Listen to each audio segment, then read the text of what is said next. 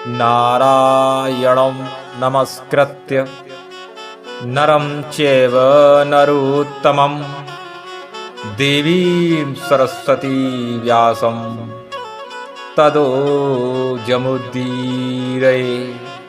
ओम श्रीमन्महागणाधिपतये नमः।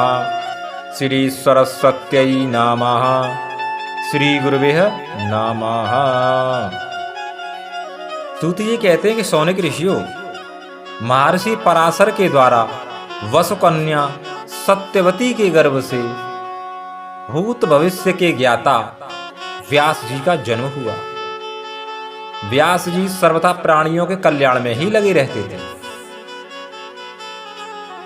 वास्तव में व्यास जी ने 17 पुराणों की रचना की, फिर भी उनका मन अशांत था, उनके मन को शांति नहीं थी। अपने आप को अपूर्ण समझकर दुखी मन से बैठे थे। तभी वहां नारद जी आए। नारद जी ने कहा, आपने भगवान की भक्ति निर्मल यश का गान नहीं किया।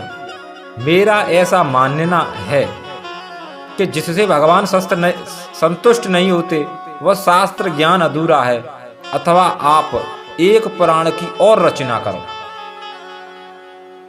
जिस ज्ञान में भगवान की भक्ति न हो, प्रेम न हो, वह शास्त्र ज्ञान ही अधूरा है। आप एक पुराण और लिखो जिसमें भगवान की बाल लीलाओं का वर्णन हो। आप श्रीमद् भागवत की रचना करो। और नारद जी ने उन्हें 4 श्लोक दिए। उन्हीं चारों श्लोकों को व्यास जी ने 18,000 श्लोकों में बांटकर श्रीमद् भागवत की रचना की। और नारद जी ने अपने पूर्व जन्म की कथा सुनाई। मैं एक दासी का पुत्र था, ब्राह्मण कुल में मेरा जन्म हुआ। पिताजी जन्म लेते ही स्वर्ग सुधार गए और मेरी माता संतों की सेवा करती थी। एक दिन कुछ संत मेरे गांव में पधारे और चतुर्मास एक ही स्थान पर चतुर्मास पूजा कर रहे थे और मेरी माता संतों की सेवा में लग गई। मैं भी संतों की सेवा में लग गया। जो भी संत कथाएं सुनाते थे मैं श्रद्धा से सुनता था। संतों के झूठा प्रसाद खाने के कारण मेरा हृदय शुद्ध हो गया, मेरे सारे पाप धुल गए। जब संत जाने लगे तो मैंने कहा मैं भी चलूंगा, तो संतों ने मना कर दिया कि नहीं, अभी तुम्हारी माता जीवित है। और संत चले गए। एक दिन माता गाय धोने गई और उसे सर्प ने डस लिया और माता मर गई। फिर मैं 5 वर्ष की अवस्था में ही उत्तर दिशा की ओर चल पड़ा।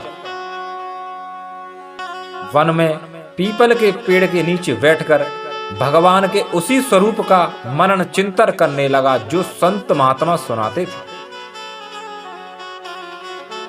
तो आकाशवाणी हुई कि पुत्र, तुझे इस जन्म में मेरे पूर्ण रूप के दर्शन नहीं हो सकते। और मेरा शरीर छूट गया। सहस्त्र चतुर्युगी बीत जाने पर कल्प के अंत में और प्रलय के बाद जब ब्रह्मा जी जगे और उन्होंने सृष्टि की, तब मरीच आदि ऋषियों के साथ मैं भी ब्रह्मा जी का 10वां पुत्र नारद बना। और ब्रह्मा जी ने मुझे 4 श्लोक और वीणा दी। उन्हीं 4 श्लोकों को नारद जी ने व्यास जी को दिया और व्यास जी ने उन 4 श्लोकों को 18,000 श्लोकों में बांटकर श्रीमद् भागवत की रचना की। यह 4 श्लोकों की कथा थी।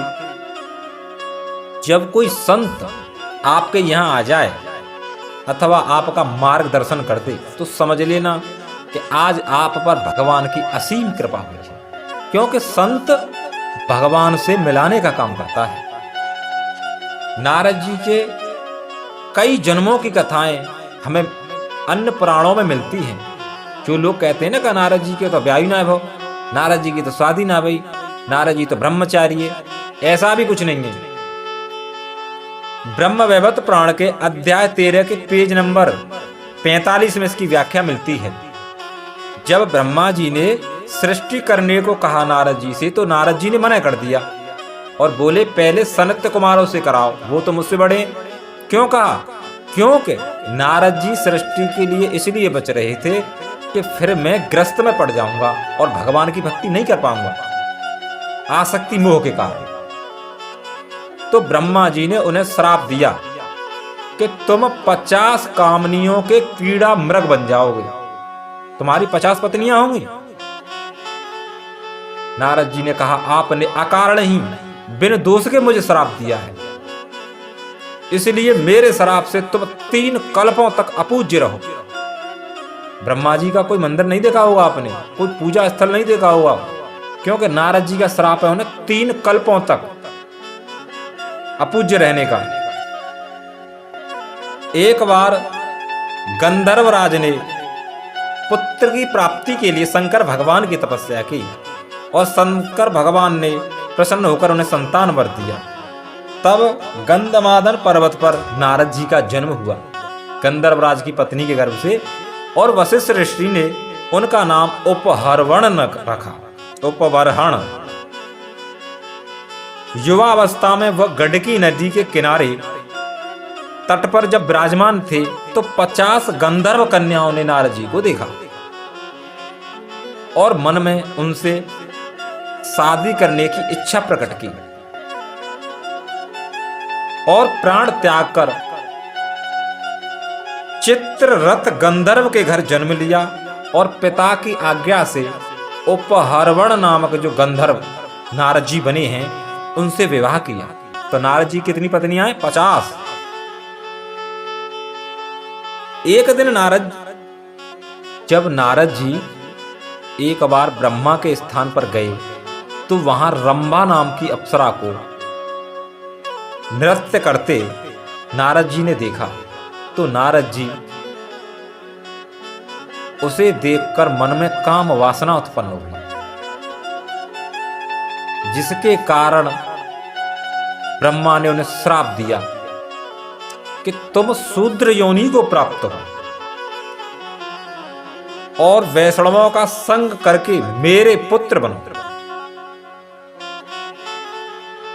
तो सबसे पहले नारद जी उपहर्वण बने हैं, फिर दासी पुत्र बने और ब्राह्मण कुल में जन्म हुआ। उसके बाद ब्रह्मा के पुत्र, सृष्टि के बाद फिर नारद जी बने। हरि ओम।